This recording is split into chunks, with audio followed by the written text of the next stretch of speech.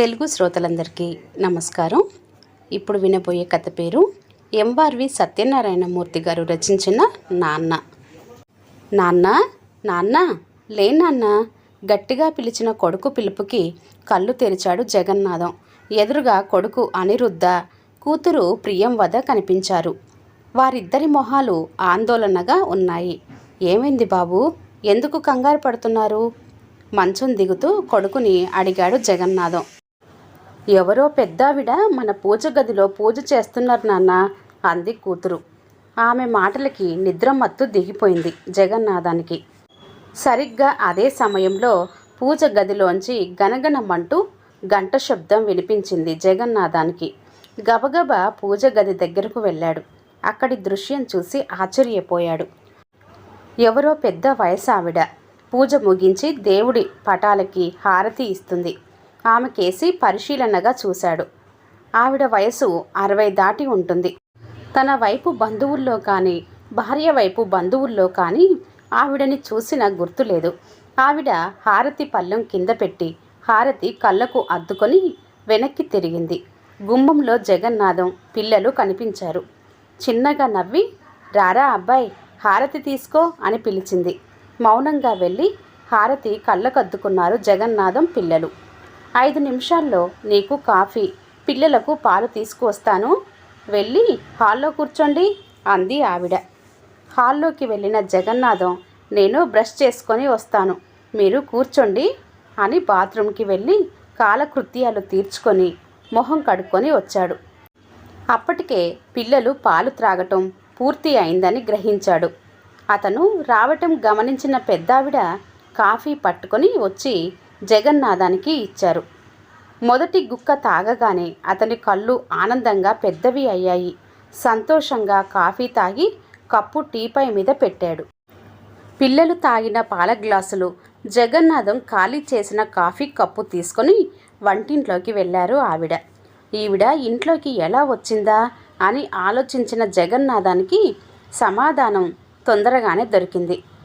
పని మనిషి రత్తాలు తాను ఊరికి వెళ్ళాలని పెందలాడే వచ్చింది. ఆమె గిన్నెలు తోమేసి వెళ్ళిపోయింది. తాను నిద్రలో ఉండి ఆమె వెళ్ళాక గేటు వేయటం మర్చిపోయాడు. అప్పుడు లోపలికి వచ్చి ఉంటుంది ఈవిడ అని రూఢి చేసుకున్నాడు జగన్నాథం. బహుశా తండ్రి వైపు బంధువు అయ్యుంటుంది. మీరు ఎవరని అడిగితే బాధపడతారు, నెమ్మదిగా ఆవిడే చెబుతుందని ఊరుకున్నాడు జగన్నాథం. ఆ రోజు ఆదివారం. జగన్నాథం, పిల్లలు ఇంటి వద్దే ఉంటారు. అనిరుద్ధ 7వ తరగతి, ప్రియంవద 6వ తరగతి చదువుతున్నారు. జగన్నాథం భార్య సుగుణ 3 సంవత్సరాల క్రితం చనిపోయింది. మళ్ళీ పెళ్లి చేసుకోకుండా పిల్లల్ని జాగ్రత్తగా పెంచుతున్నాడు జగన్నాథం. మండల పరిషత్ కార్యాలయంలో సూపర్నెంట్గా పనిచేస్తున్నాడు. ఫ్రిడ్జ్లో ఉన్న దోసల పిండి తీసి ముగ్గురికి దోసలు వేసి పెట్టింది ఆవిడ. రుచిగా ఉండడంతో ముగ్గురు తృప్తిగా తిన్నారు. జగన్నాథం దోశలు వేస్తే గుండ్రంగా రావు, రకరకాల ఆకారాల్లో వస్తాయి. పిల్లలు తండ్రిని వేళాకోళం చేస్తూనే ఉంటారు వాటిని చూసి. ఒరే అబ్బాయి, ఒక 1/2 లీటరు పాలు పట్టుకురా, పిల్లలకు పాయసం చేస్తాను అని పెద్దావిడ చెప్పడంతో వీధి చివర ఉన్న పాల బూత్కి వెళ్ళి పాలు పట్టుకొచ్చాడు జగన్నాథం. అనిరుద్ధ, ప్రియంవద హోంవర్క్ చేసుకొని కార్టూన్ ఫిలిం చూస్తున్నారు. జగన్నాథం ఆఫీస్ ఫైల్స్ చూసి తర్వాత ఫోన్లోని వాట్సాప్ మెసేజ్లు చూస్తున్నాడు. అప్పుడు వచ్చారు పక్కింటి పరమేశం గారు. ఆయన హై స్కూల్లో మాస్టారిగా పనిచేసి రిటైర్ అయ్యారు. ఆయన పిల్లలు ఇద్దరూ బెంగళూరులో ఉద్యోగాలు చేసుకుంటున్నారు. జగన్నాథం తీరుబడిగా ఉండటం, పిల్లలు టీవీ చూస్తూ ఉండటం చూసి ఆశ్చర్యపోయారు. ఎందుకంటే ఆయన వచ్చేసరికి జగన్నాథం కూరలు తరుగుతూ ఉండడం, పిల్లలు అతనికి సహాయం చేయటం కనిపించేది. కానీ ఈరోజు అలా కనబడలేదు. ఏమండి జగన్నాథం గారు, ఈరోజు బయట భోజనం ఏదైనా ఉందా, లేక మీల్స్ ఆర్డర్ ఇచ్చారా అన్నారు పరమేశం గారు కుర్చీలో కూర్చుంటూ. అబ్బే అదేం లేదండి, ఇవాళ చుట్టాలు వచ్చారు, ఆవిడ వంట చేస్తున్నారు, చిన్నగా నవ్వుతూ అన్నాడు జగన్నాథం. అది సంగతి, అందుకే మీరు ముగ్గురు రిలాక్స్గా ఉన్నారు అని జగన్నాథంతో లోకాభిరామాయణం మాట్లాడసాగారు పరమేశం గారు. 5 నిమిషాలు గడిచేసరికి పెద్దావిడ కాఫీ తీసుకువచ్చి ఇచ్చారు పరమేశానికి. కాఫీ ఒక్క గుక్క తాగి జగన్నాథం కేసి తిరిగి, ఏది ఏమైనా ఆడవాళ్ళు చేసిన కాఫీ రుచే వేరు జగన్నాథం గారు, అద్భుతంగా ఉంది కాఫీ అని మెచ్చుకున్నారు పరమేశం. ఆయన మాటలకు చిన్నగా నవ్వాడు జగన్నాథం. 1 గంట ఉండి వెళ్ళారు పరమేశం. మధ్యాహ్నం 12 దాటగానే పెద్దావిడ జగన్నాథానికి పిల్లలకి భోజనం వడ్డించింది. టమాటా పప్పు, వంకాయ కారం పెట్టిన కూర, మిరియాల చారు, అప్పడాలు, పాయసం, పెరుగు, వంటకాలు అన్నీ రుచికరంగా ఉన్నాయి. వడియాలు కనిపించలేదురా అబ్బాయి, ఎక్కడ ఉన్నాయో నిన్ను అడుగుదామంటే ఆయనెవరో వచ్చి నీతో మాట్లాడుతున్నారు, అందుకని అప్పడాలు కనిపిస్తే అవే వేయించాను అంది ఆవిడ. వడియాలు అయిపోయాయి, మళ్ళీ ఎవరైనా వస్తే కొనుక్కోవాలి అన్నాడు జగన్నాథం నెమ్మదిగా. ఒకళ్ళ దగ్గర కొనుక్కోవడం ఏమిటి, రేపు సాయంత్రం కూరల కొట్టులో బూడిద గుమ్మడికాయ 1 పట్టుకురా, నేను వడియాలు పెడతాను అంది ఆవిడ ఆప్యాయంగా. పిల్లలు ఇద్దరూ ఆవిడ చేసిన పదార్థాలు ఇష్టంగా తినడం గమనించాడు జగన్నాథం. పాయసం చాలా బాగుందని ముగ్గురు ముక్త కంఠంతో అన్నారు. ఆవిడ చిన్నగా నవ్వి వంటింట్లోకి వెళ్ళారు. ముచ్చటగా 3 రోజులు గడిచాయి. జగన్నాథం, పిల్లలు ఆవిడకి బాగా చేరిక అయ్యారు. ఆవిడ చెప్పే కథలు పిల్లలు ఇద్దరిని బాగా ఆకట్టుకున్నాయి. భాగవతంలోని పద్యాలు ఆవిడ పాడుతుంటే పిల్లలు ఆశ్చర్యంగా కళ్ళు పెద్దవి చేసి ఆమెకేసి చూస్తుండిపోయారు. జగన్నాథం కూడా ఆవిడ గాత్ర మాధుర్యాన్ని మెచ్చుకోకుండా ఉండలేకపోయాడు. మిమ్మల్ని మేము ఏమని పిలవాలి? అనిరుద్ధ అడిగాడు ఆవిడని. నాన్న అమ్మని ఏమంటారు? చిన్నగా నవ్వుతూ అడిగారు ఆవిడ. నానమ్మ వెంటనే అంది ప్రియంవద.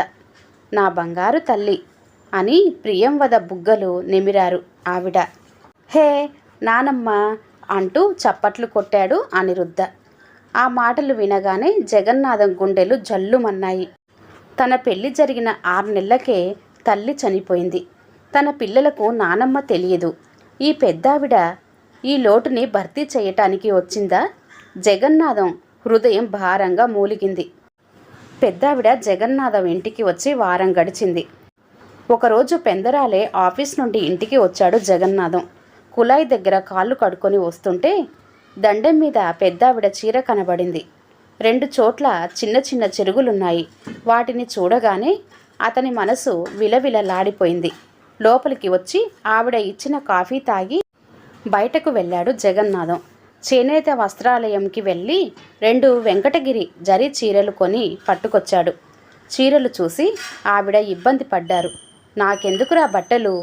4 రోజుల్లో వినాయక చవితి పండుగ ఉంది కదా, పిల్లలకు కొనలేకపోయావా అన్నారు. రేపు వాళ్ళని తీసుకొని బజారుకి వెళ్తానమ్మా, వాళ్లకు నచ్చిన బట్టలు రెడీమేడ్లో తీసుకుంటాను అని తన గదిలోకి వెళ్ళిపోయాడు జగన్నాథం. ఆమెని అమ్మ అని పిలిచినప్పుడల్లా అతని కళ్ళల్లో ఆనంద బాష్పాలు గిర్రున తిరుగుతున్నాయి. అవి ఆమె కంట పడకుండా జాగ్రత్త పడుతున్నాడు. వినాయక చవితి ముందు రోజే పని మనిషి రత్తాల చేత మట్టి తెప్పించారు ఆవిడ. పిల్లలు స్కూల్ నుంచి వచ్చేసరికి చిన్న వినాయక ప్రతిమ చేశారు. అది చూసి పిల్లలు చాలా ఆనందపడ్డారు. అనిరుద్ధ దగ్గరున్న కలర్స్ బాక్సులోని కలర్సు వాళ్ళ చేతే వినాయకుడి ప్రతిమకు వేయించారు. 4 కొబ్బరి ఈనె పుల్లల్ని తీసుకొని సన్నని దారంతో వాటిని గట్టిగా కట్టారు. తర్వాత ప్రియంవద దగ్గరున్న రంగుల పేపర్ని గుండ్రంగా కత్తిరించి కొబ్బరి ఈనె పుల్లల పైన పెట్టి గొడుగులా అమర్చారు. జగన్నాథం ఆఫీస్ నుంచి రాగానే నాన్న అంటూ అతని దగ్గర చేరారు పిల్లలు. నేను చెప్తానంటే నేను చెప్తానంటున్న పిల్లల్ని చూసి చాలా ముచ్చట పడ్డాడు జగన్నాథం. ఇటువంటి సంతోషకరమైన సన్నివేశం ఇటీవల కాలంలో రాలేదు. చెల్లాయి చిన్నది కదా, దాన్ని చెప్పని అనిరుద్ధ అని కొడుకుని బుజ్జగించాడు జగన్నాథం. ఆ మాట వినగానే ప్రియంవద మొహం 1000 క్యాండిల్ బల్బులా వెలిగిపోయింది. నాన్న మరేమో నానమ్మ వినాయకుడి బొమ్మ చేసింది, నేను అన్నయ్య దానికి రంగులు వేశాము అంది సంతోషంగా. వినాయకుడికి గొడుగు కూడా చేసింది నానమ్మ అన్నాడు అనిరుద్ధ. ఇద్దరూ తండ్రి 2 చేతులు పట్టుకొని దొడ్లోకి తీసుకువచ్చారు. చిన్న పీట మీద అందంగా ఉన్న వినాయకుడి బొమ్మ జగన్నాథానికి బాగా నచ్చింది. చాలా చాలా బాగుంది, మీరిద్దరూ గ్రేట్ అని పిల్లల్ని దగ్గరకు తీసుకొని ముద్దు పెట్టుకున్నాడు జగన్నాథం. మర్నాడు పెద్దావిడే జగన్నాథం పిల్లలు ఇద్దరి చేత వినాయకుడి పూజ చేయించింది. ఆమె మంత్రాలు కథ చదువుతున్నంతసేపు ముగ్గురు మంత్రముగ్ధుల్లా ఆమెకేసి చూస్తుండిపోయారు. కథ అయ్యాక అక్షింతలు వాళ్ళ ముగ్గురి తలల మీద వేసి దీవించింది. పిల్లలు ఇద్దరూ ఆమెకి నమస్కారం చేశారు. జగన్నాథం ఆమెకి సాష్టాంగ నమస్కారం చేశాడు. ఏమిట్రా విశ్వనాథం, నీకు చాదస్తం మరీ ఎక్కువైపోయింది అని ఆప్యాయంగా నవ్వి దీర్ఘాయుష్మాన్ భవ అని దీవించారు. వెంటనే లేచి బెడ్రూంలోకి వెళ్ళి కళ్ళు తుడుచుకున్నాడు జగన్నాథం. నానమ్మ, మా నాన్న పేరు జగన్నాథం కదా, నువ్వు విశ్వనాథం అని పిలుస్తావేమిటి అడిగాడు అనిరుద్ధ. మీ నాన్న శివరాత్రి నాడు పుట్టాడు, అందుకే తాతగారు విశ్వనాథం అని పేరు పెట్టారు. ఆఫీస్లో అందరూ వాణ్ణి జగన్నాథం అని పిలుస్తారేమో అని వంటింట్లోకి వెళ్ళిపోయారు ఆవిడ. పిల్లలు ఇద్దరూ ఆమెకేసి ఆశ్చర్యంగా చూశారు. పెద్దావిడ జగన్నాథం ఇంటికి వచ్చి 2 నెలలు అయింది.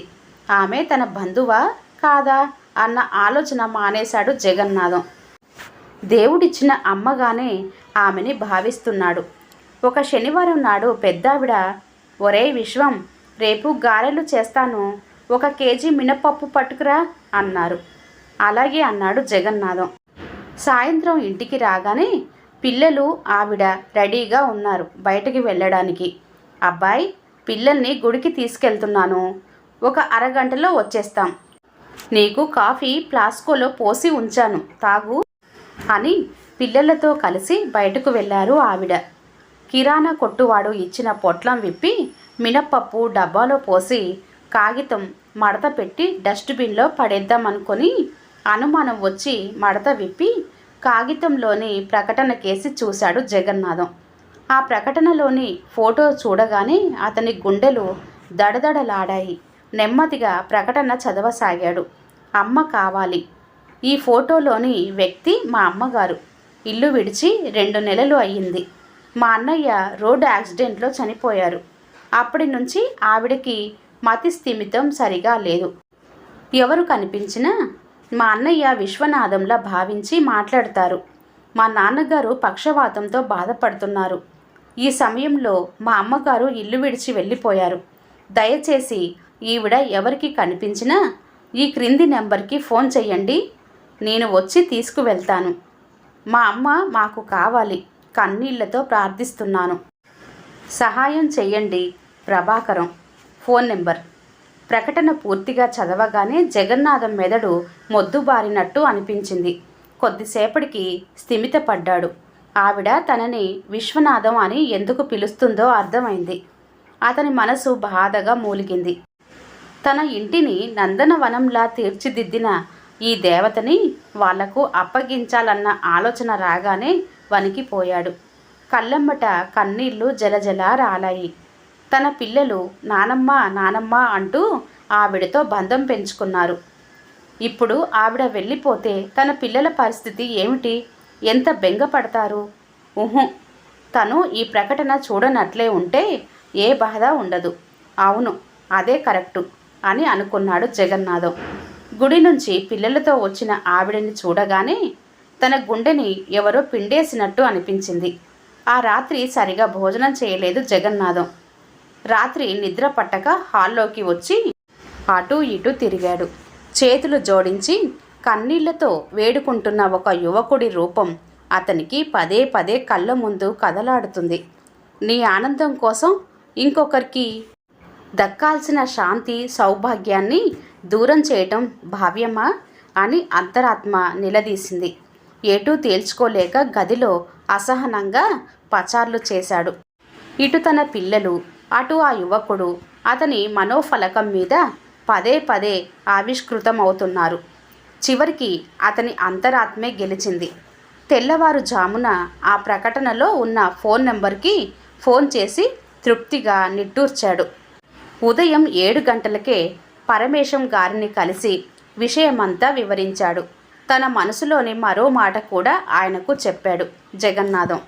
అతని నిర్ణయం విని జగన్నాథాన్ని అభినందించాడు పరమేశం.